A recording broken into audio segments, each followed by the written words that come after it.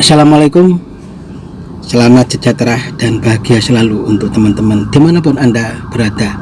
Kita selalu harus bersyukur ya, bahwa kita masih banyak diberikan kemudahan, kelancaran dan keberkahan.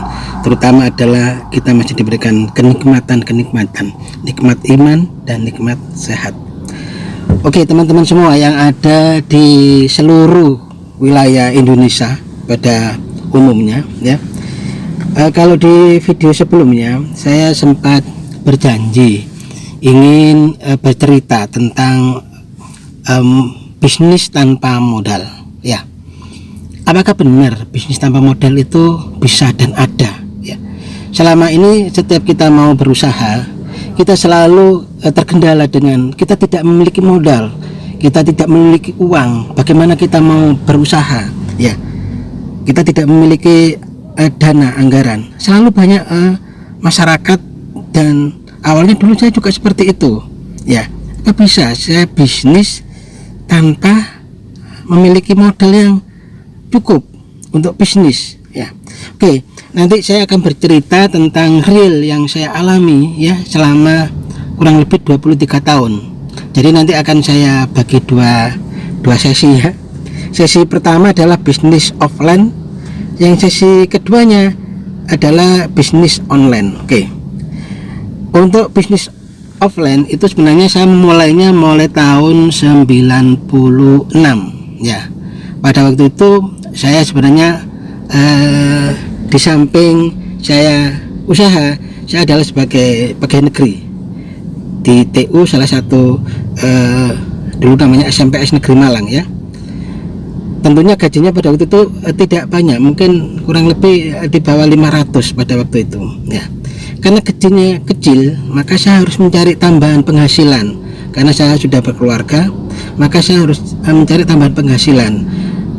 Maka kalau misalkan saya hanya mengandalkan gaji saja, itu lama sekali, tidak cukup.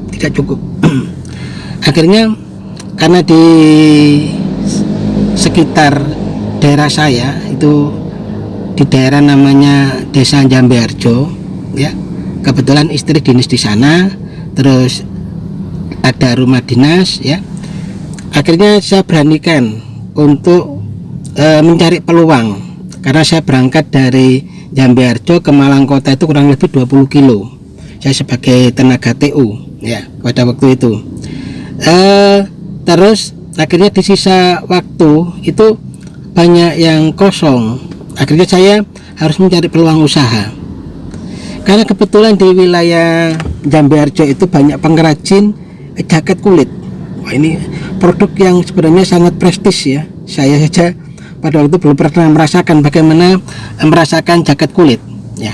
Ternyata di desa yang di daerah Malang Selatan itu ada yang buat jaket kulit, dan saya tanya, rata-rata adalah mereka dari pekerja-pekerja yang dari Bali ya, dari Bali pulang ke rumah mendirikan usaha sendiri, merintis. Oke. Karena masih tahapannya pada waktu merintis, maka kan perlu pasar. Nah, maka pada waktu itu saya beranikan mendatangi salah satu pengusaha jaket kulit. Akhirnya saya bilang, saya tidak punya modal, mau tidak saya bantu untuk menjualkan. Saya terus terang. Akhirnya dia mau dan sanggup untuk menyediakan barangnya yang mau saya jualkan. Oke. Akhirnya saya cari modalnya seperti apa ini nanti kalau mau saya jualkan. Karena saya sebagai seorang pegawai, maka terlintas, oh ya, koperasi pegawai. Maka saya datangilah koperasi pegawai yang ada di Malang. Hampir di sela-sela waktu istirahat atau waktu pulang itu saya selalu mampir ke koperasi untuk menawarkan produk jaket kulit dengan sistem, karena kalau koperasi itu biasanya kan diangsur sama anggotanya, dan dia bayarnya tidak bisa langsung cash pada hari itu, biasanya 1 bulan berikutnya. Maka saya menemukan sistem namanya konsignasi, titip, laku, bayar. Nah, maka formula inilah yang akhirnya saya tawarkan ke pengrajin. Bagaimana seandainya barang sampean saya jualkan dengan sistem konsignasi, yaitu titip, laku bayar.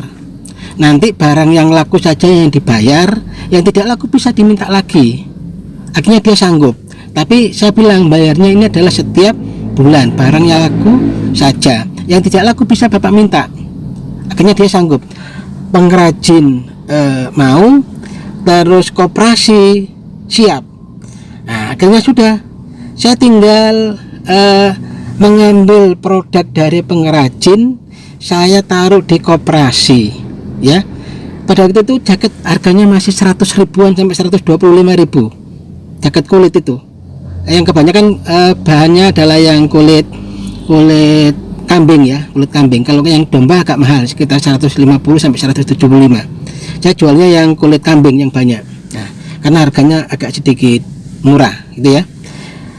Akhirnya barang saya bawa dari pengrajin, saya titipkan ke koperasi. Di koperasi itu saya setiap istirahat, di jam-jam istirahat saya kerja, itu saya keluar menaruh barang, menaruh di koperasi itu. Nanti selesai balik lagi kantor, kerja lagi. Nanti pulang dari kantor sama, saya ke koperasi lagi, titip laku. Begitu terus saya lakukan, ya. Setiap bulan saya lihat produk-produk yang saya titipkan di koperasi tadi, saya lihat. Sekaligus saya bawa produk yang baru. Nah, yang laku otomatis langsung dibayar sama koperasinya, dibayar cash. Jadi koperasinya ke saya itu harus bayar cash, tapi koperasinya ke anggotanya kan diangsurkan, dan koperasinya masih tetap untung. Karena apa? Koperasi jualnya masih di bawah toko. Pada waktu itu di toko-toko pasar besar, di Matahari, di Mitra, itu harga jaket masih 175, ya. Kalau dari saya 125 ribu, koperasi itu jualnya 150, 165, ada yang 175, tapi kan dikreditkan ke anggotanya. Jadi anggota merasa masih murah, karena kalau beli tunai di toko 175, kalau di koperasi 175, tapi bisa diangsur 10 kali. Itu kelebihannya. Nah, dari sanalah akhirnya saya banyak mendapatkan pembeli dari koperasi itu. Praktis kerja saya hanya seperti itu. Setiap bulan naruh barang, totalan barang laku, saya setorkan ke pengrajin. Pengrajinnya senang karena rutin setiap bulan dapat uang. Oke, itu hampir koperasi di seluruh kota Malang saya pernah kerjasama. Saya awal tahun 96, oke ya. Akhirnya ya biasa, ini seorang laki-laki itu biasanya kan ingin terus berkembang, tidak mau terus tetap sama gitu ya. Akhirnya saya memberanikan diri tahun 97 itu, setelah saya punya modal dari selisih tadi, saya karena jualnya dari pengrajin 100, saya jual ke koperasi 125, berarti kan saya punya keuntungan 25 ribu, ya, cukup lumayan, ya. Akhirnya dari keuntungan itulah saya memiliki modal. Dari modal itu akhirnya saya bisa beli bahan baku. Dari bahan baku yang saya beli itu, saya bisa jahitkan ke pengrajin yang banyak ada di desa itu. Saya tetap mengambil di pengrajin yang lama, tapi saya juga bisa nambah untuk beberapa produk yang saya bikin sendiri, ya. Saya kulak bahannya, saya setorkan ke penjahit banyak di sana, sehingga otomatis saya dapat keuntungan yang tambah, mungkin sekitar antara 10 sampai 15 ribu keuntungannya tambah. Kalau awalnya 25 jadi 40 ribu, kurang lebih seperti itu.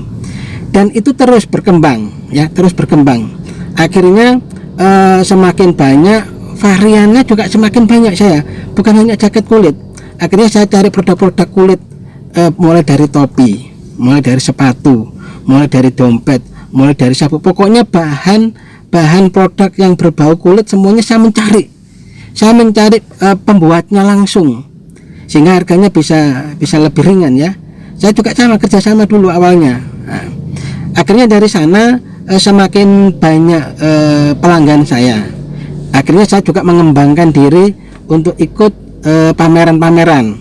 Maka saya masuk di Kementerian Perindustrian, ke Deperindak, ke koperasi, ya. Saya menjalin sering diajak kerjasama untuk ikuti pameran mewakili kota Malang. Saya mau saja karena gratis, ya, ke Surabaya, ke Jakarta, saya ikuti pameran-pameran itu, sehingga saya semakin banyak dikenal, ya. Dan pada waktu itu yang ada di wilayah saya di Jambe Harjo dan Bulawang mulai juga berkembang. Akhirnya pengrajin-pengrajin itu tepatnya tahun 2000 itu saya kumpulkan, saya bentuk yang namanya paguyuban pengrajin jaket kulit wilayah Jambe Harjo dan Bulawang dan sekitarnya. Tapi yang banyak memang wilayah Jambe Harjo. Saya kebetulan pada waktu yang mengkoordinir ya. Sampai akhirnya sering diajak pameran, sampai akhirnya kita ditawari bantuan lunak tanpa modal, sampai pada waktu itu kita mendapatkan bantuan kurang lebih 200 juta dari Kementerian Koperasi yang saya bagikan ke 20 pengrajin, masing-masing dapat 10 juta tanpa anggunan dengan bunga yang ringan pada waktu seperti itu, sehingga teman-teman banyak yang berkembang. Oke ya. Semakin berkembang akhirnya saya memberikan diri untuk kontrak di wilayah pinggir jalan di wilayah Bulawang. Saya ngontrak untuk jualan toko yang isinya jaket-jaket kulit dan produk-produk yang lain. Dari sana berkembang lagi, saya bisa membeli salah satu toko yang ada di Bulawang. Akhirnya terus berkembang. Inilah ujiannya, kalau semakin berkembang ternyata kita tergiur untuk terus maju ya. Akhirnya ada penawaran dari bank. Nah, ini mulai titik awal kita berani untuk ngambil di bank pada waktu itu usaha. Sebenarnya usaha di koperasi tetap jalan, masih peluangnya besar sekali itu ya. Di samping saya pameran-pameran besar sekali dan di samping saya buka toko. Akhirnya karena untuk mengembangkan pada waktu itu saya sempat buka cabang lagi, baik itu ada di Panjen, itu ada di Kota Malang ya. Terus yang terakhir saya sempat buka di awal-awal Matos buka ya. Di Matos buka saya juga buka toko di sana, walaupun harganya pada waktu itu cukup mahal, saya ngambil saja padahal harganya mahal, sehingga kan sebagian modalnya habis untuk di Matos itu. Nah, itu salah satu, nanti kapan-kapan saya ceritakan tentang kesalahan saya, bagaimana awal juga kejatuhan saya karena banyaknya hutang di bank. Saya sempat hutang di bank pada waktu itu, diberi dengan rekening koran 250 juta. Itu saya pakai untuk mengembangkan usaha. Tapi kan artinya usaha yang baru di toko-toko baru itu tidak langsung bisa menghasilkan. Nah, di sanalah nanti kapan-kapan saya ceritakan. Oke ya, ini untuk cerita yang pertama, yaitu bisnis itu atau usaha itu bisa kita lakukan tanpa modal ya, secara offline. Anda juga bisa melakukan itu. Kalau misalkan di tempat-tempat Anda ada produk-produk yang bisa dijualkan, monggo. Itu adalah sebenarnya bisnis tanpa modal. Yang penting Anda adalah kejujuran. Itu ya, itu yang pertama. Sebentar lagi saya ceritakan yang kedua. Baik teman-teman, saya lanjutkan lagi. Sekarang yang kedua apa ya, sedikit saya tambahin tadi bahwa untuk yang offline tadi ya, kita sering diajak pameran ya, pameran ke Surabaya, ke Jakarta ya, sampai dulu yang terakhir itu adalah di Malaysia tahun 2004. Nah, dari sana ternyata usahanya sedikit pelan mengalami kemunduran. Karena apa? Karena banyak digerogoti dengan kita hutang di bank ya. Nah, inilah hati-hati, kita hutang di bank itu harus hati-hati ya. Walaupun sebenarnya utangnya untuk usaha niatnya, tapi karena kadang-kadang kita kan tergiur dengan konsumtif, beli rumah, terus kontrak toko lah, itu semua karena dibiayai oleh biaya hutang di bank. Itu kalau tidak imbang dengan operasional, kita akhirnya akan jatuh, karena angsuran di bank itu rutin terus harus dibayar. Kalau pas sepi, pas tidak laku, nah, akhirnya lambat laun usahanya itu mengalami kejatuhan. Oke. Akhirnya usaha saya terus terang mengalami kejatuhan di awal ini ya. Maka di kejatuhan itu ya sudah macam-macam, saya pindah usaha macam-macam, ternyata juga tidak ada yang bisa berkembang. Akhirnya saya kembali lagi ke bisnis kulit ya. Inilah tahap kedua saya, bisnis kulit. Setelah saya melalang buana sekian tahun, untuk mencari peluang usaha dan untuk menutupi utang-utang dan menyelesaikan utang-utang itu, ya, ternyata tidak bisa, tidak lunas-lunas, ya. Akhirnya saya jalan-jalan ke toko buku pada waktu itu di Gramedia, ya, Gramedia. Ada salah satu buku yang saya beli pada waktu itu harganya 35.000 kalau nggak salah, murah bukunya. Tapi di catatan terakhirnya itu, bukunya itu sebelum saya beli itu ada tulisannya demikian: siapapun Anda, sebagai seorang karyawan, pegawai atau ibu rumah tangga atau siapapun, maka milikilah toko online. Maka 2-3 tahun ke depan Anda akan merasakan hasilnya. Buku itu saya baca tahun 2010, ya, saya baca tahun 2010 buku itu, dan harganya 35.000 tadi saya katakan. Nah, dari buku itulah saya belajar bagaimana saya harus memiliki toko online.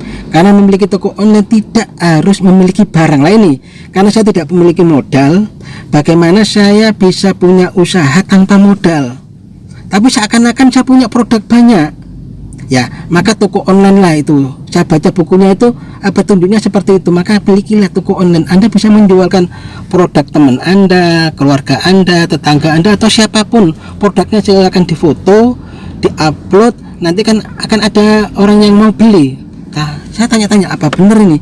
Selama ini saya offline itu aja seperti ini, online gimana nanti orang bayarnya, bagaimana belinya, bagaimana cara transaksinya, bagaimana ngirim barangnya, semuanya itu saya masih blank, tidak mengerti sama sekali. Tapi akhirnya saya terus belajar, membaca buku, mencari informasi di internet, ya. Pada waktu itu internet masih di warnet, ya.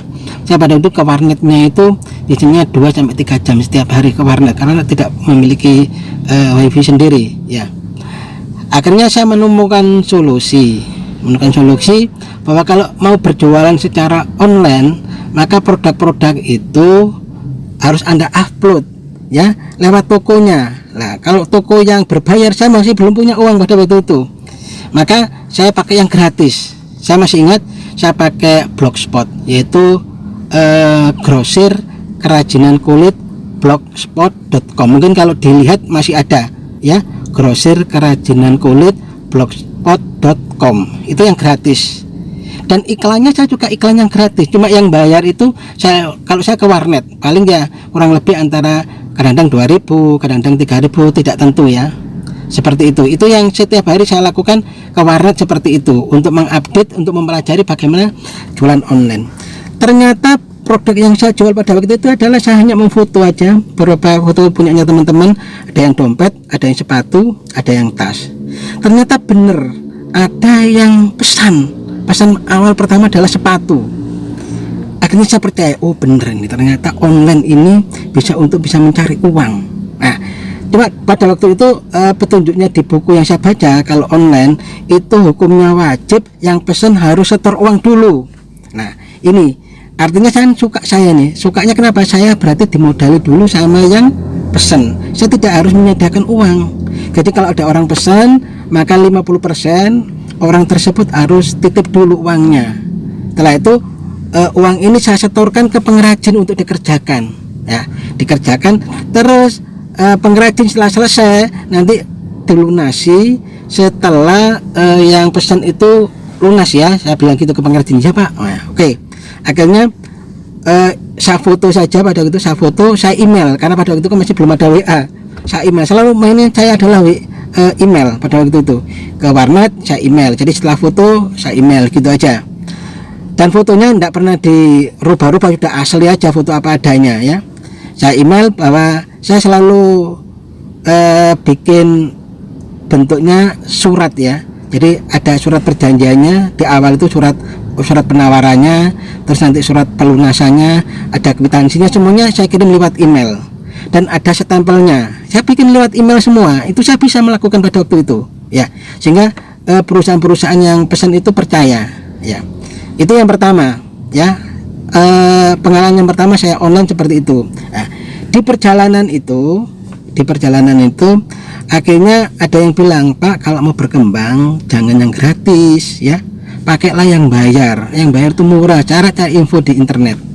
Ternyata saya menemukan, ternyata benar, saya nyewa toko di online itu cuma murah, 1 tahunnya adalah 350.000, 1 harinya praktis cuma Rp1.000.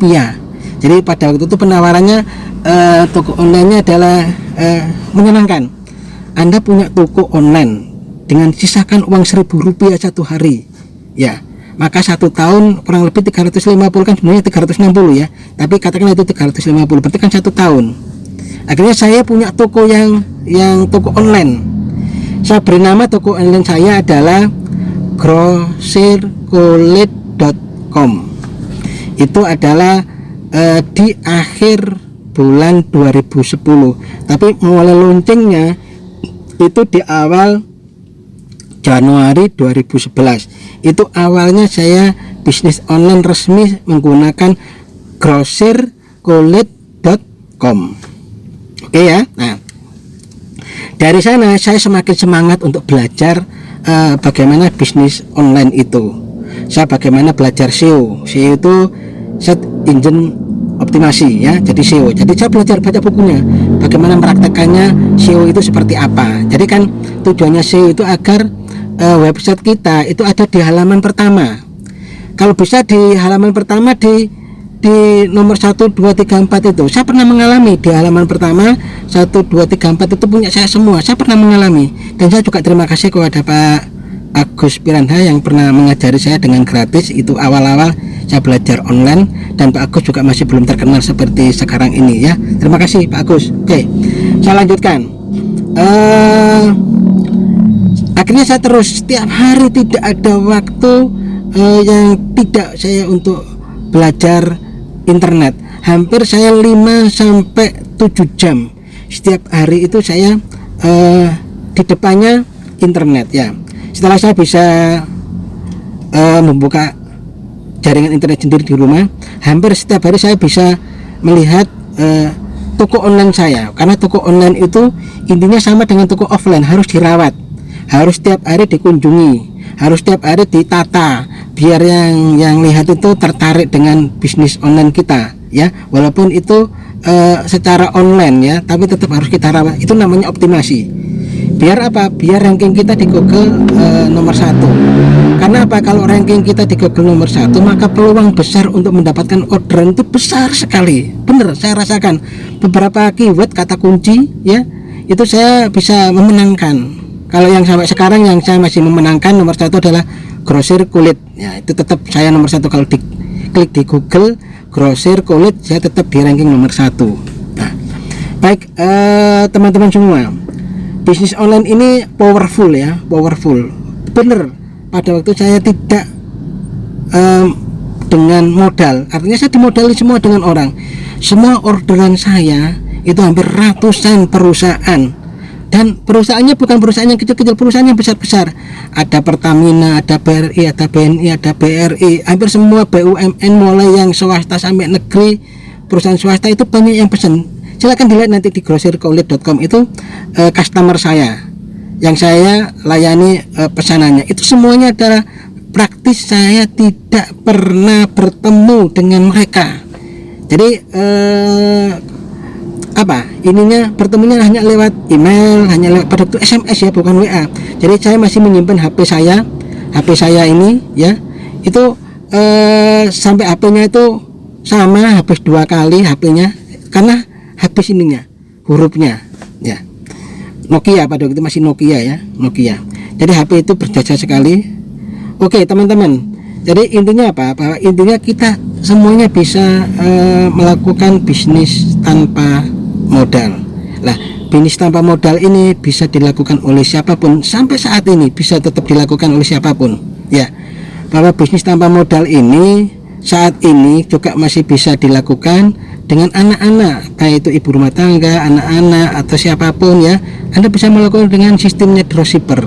Dropshipper itu kan Anda kan tidak perlu modal, karena semua produknya, semua barangnya ada di supplier atau ada di pengusahanya yang memiliki produk itu. Anda tinggal memasarkan, dan nanti setiap ada orang yang beli, maka dari supplier itu yang akan mengirim produk-produknya ke langsung pemesannya. Anda hanya tinggal memasarkan itu, Berarti Anda bisa juga mulai sekarang merintis yaitu yang namanya bisnis tanpa modal, walaupun hanya sebagai dropshipper. Nanti terus dikembangkan. Setelah dropshipper Anda berkembang, ya Anda bisa bikin sendiri, atau Anda bisa jadi reseller. Jadi Anda kulaan barang, atau mungkin ada peluang Anda bisa bikin sendiri, ya silakan Anda bikin sendiri. Inilah cerita yang saya bagikan ke Anda, bahwa bisnis tanpa modal itu real, baik secara offline maupun secara online, dan itu saya lakukan sampai sekarang dan powerful. Sekian, kalau misalkan ada komen ya silakan ditulis di bawah, kita bisa saling diskusi. Jangan lupa kita selalu berkarya, selalu bergerak, selalu berikhtiar untuk mendapatkan hasil yang terbaik. Sekian, assalamualaikum warahmatullahi wabarakatuh.